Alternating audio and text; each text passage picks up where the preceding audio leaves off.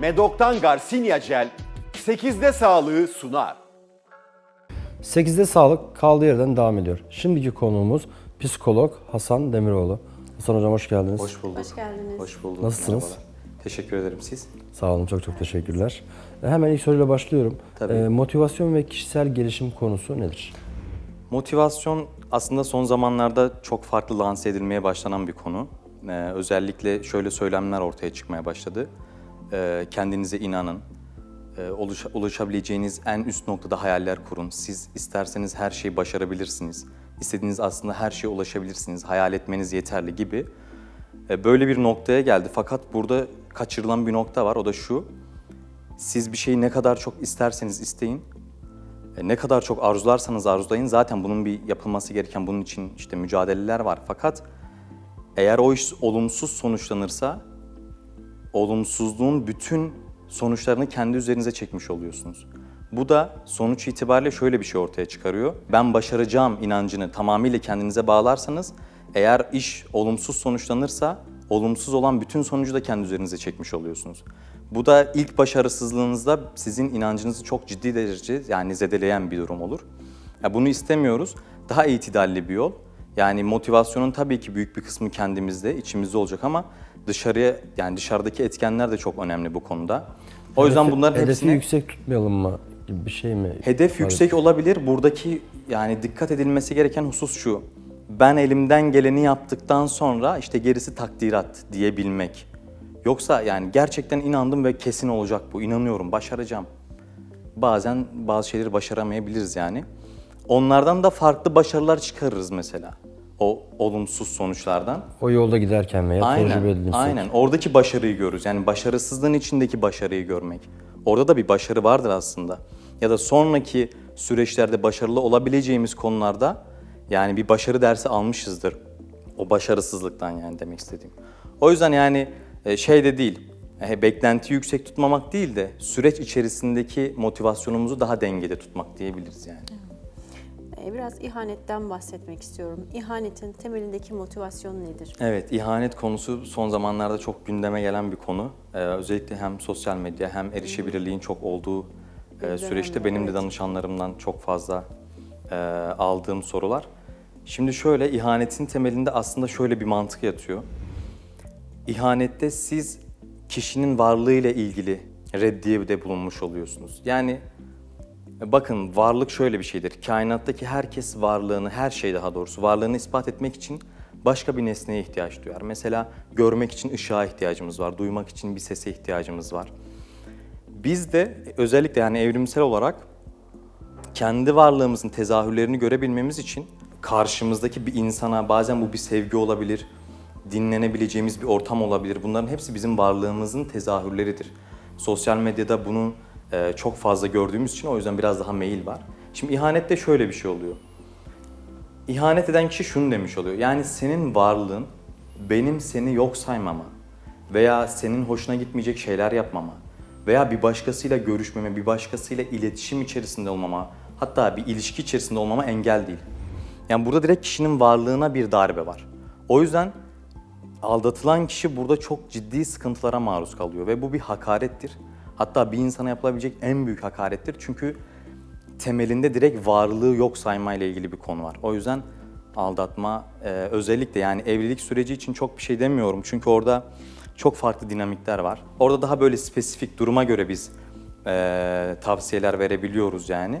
Ama evlilik öncesinde böyle bir şey görülüyorsa kesinlikle devam ettirmeyin denebilir yani aldatma. Çok kabul edilir bir şey değil Evet, tabii değil ki. yani. Peki sosyal medya şu an hayatımızın içinde. Sosyal medyada gerçekten bir beğenilme arzusu var.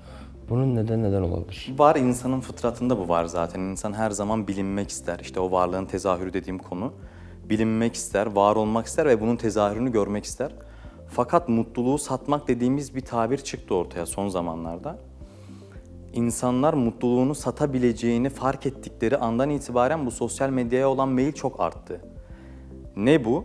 Mutlu anlarını sosyal medyada paylaşmak ve bundan bir gelir elde etmek. Hem varlığını ispat ettiği için bir teveccüh-ü nas dediğimiz bir olay var. Bir manevi tatminkarlığı var. Hem de maddi boyutta bir tatminkarlığı var.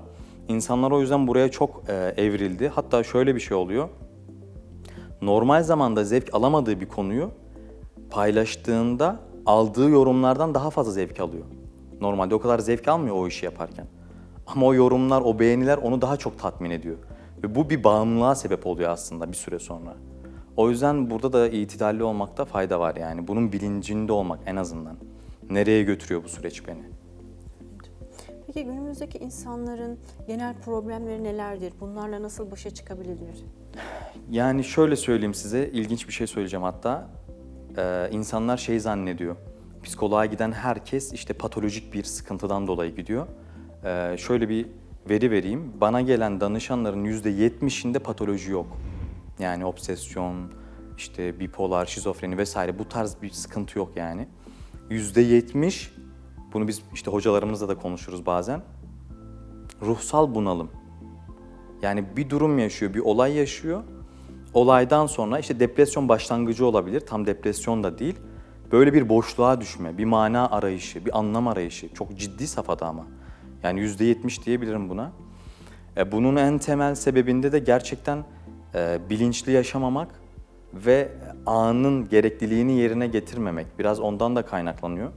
Yaşadığı olayı yaşadığı olay çerçevesinde inceleyip direkt sonucu kendi üzerine alması. Yani işte sonuçta kötü bir şey oldu ve ben kötü bir şey yaşadım. Bu bilinçte yani hareket etmek. Aslında o kötünün içinde de mutlaka pozitif şeyler var.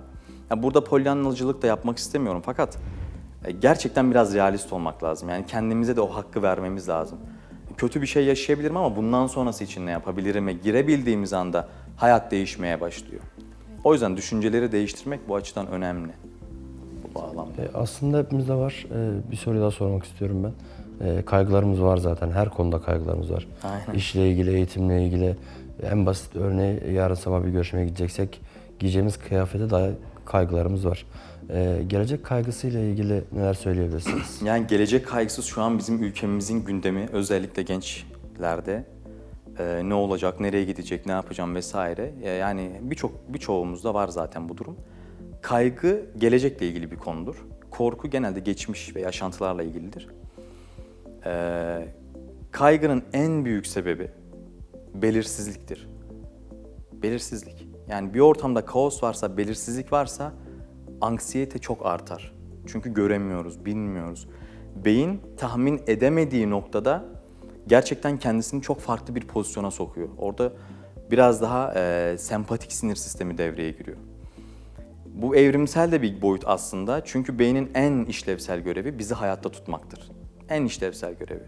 Fark etmişsinizdir mesela bazen sisli bir yola girdiğinizde hemen anksiyete artar. Neden? Çünkü önümü göremiyorum yani.